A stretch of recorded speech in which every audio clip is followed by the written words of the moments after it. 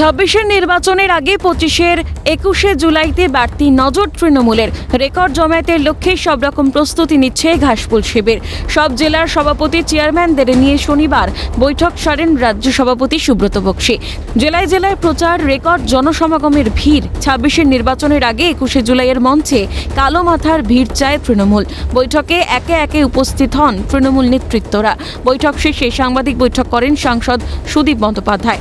জানান, সবাই তাকিয়ে দেখবে কোনো একটি রাজনৈতিক দল কিভাবে নজির গড়তে পারে। সর্বকালীন রেকর্ড এবারকার 21 জুলাই দেশের মানুষ দেখতে চলেছে। কোনো একটি দল একক শক্তিতে একটি শহরের বুকে কত বড় সভা করতে পারে তার নজির আমরা এবার রাখবই রাখবো।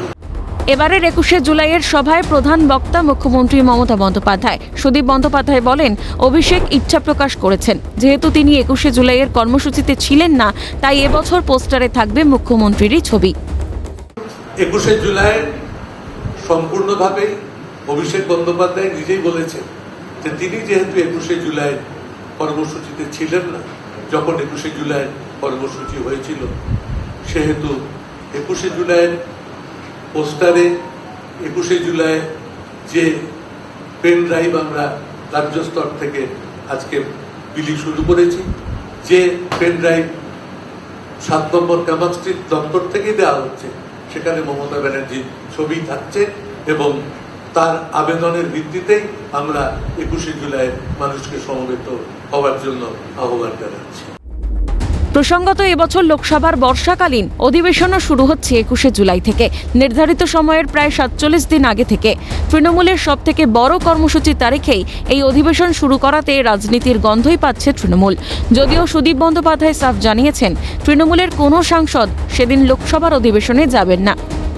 21 जुलाई पार्लियामेंट में नहीं जाएंगे। 21 जुलाई हमारे पार्टी के जो केंद्रीय समावेश कोलकाता में होते हैं हर साल, और इस बार ये बहुत बड़ा रूप से होंगे क्योंकि 2026 साल में हमारे पश्चिम बंगाल की चुनाव भी है। तो मैं सब सांसदों को, ममता जी को अनुमति लेके ये बताया दिया, लोकसभा चाहे राज्यसभा कोई सांसद 21 जुलाई पार्लियामेंट नहीं जाएंगे। তৃণমূলের অধিবেশন নিয়ে কটাক্ষ করতে ছাড়েনি বিজেপি। সুকান্তর খোঁচা, বামফ্রন্ট সরে যাওয়ার আগে ঠিক এরকম সভাই করেছিল, সেটাই করতে চাইছে তৃণমূল। সে তো বামফ্রন্ট সরে যাওয়ার আগে বিরাট ব্রিগেড করেছিল, আমরা আশা করবো সেই ধরনেরই হবে সভা, চিন্তা নেই। বিরোধীদের খোঁচা থাকবেই, তবে অন্যবারের থেকে এবারের 21 জুলাইয়ের আয়োজনে তৃণমূল রাখছে অভিনবত্ব, নিয়েছে নজির গড়ার চ্যালেঞ্জ। ইতিমধ্যেই শনিবার কোচবিহার শহরে দেওয়াল লিখনের মধ্য দিয়ে 21 জুলাই শহীদ সমাবেশকে সফল করতে প্রচার শুরু করে দেয় তৃণমূল। দেওয়াল লিখনে রবীন্দ্রনাথ ঘোষ, পার্থপ্রতিম রায়। 21 জুলাইয়ের ভিড় 26-এর ভোটের সমীকরণকে অনেকটা স্পষ্ট করবে বলেই মনে করছে রাজনৈতিক মহল। ক্যামেরায় জ্যাকি সিংয়ের সঙ্গে রাজা সাহা ও খালেদ জামালের রিপোর্ট, ক্যালকাটা নিউজ।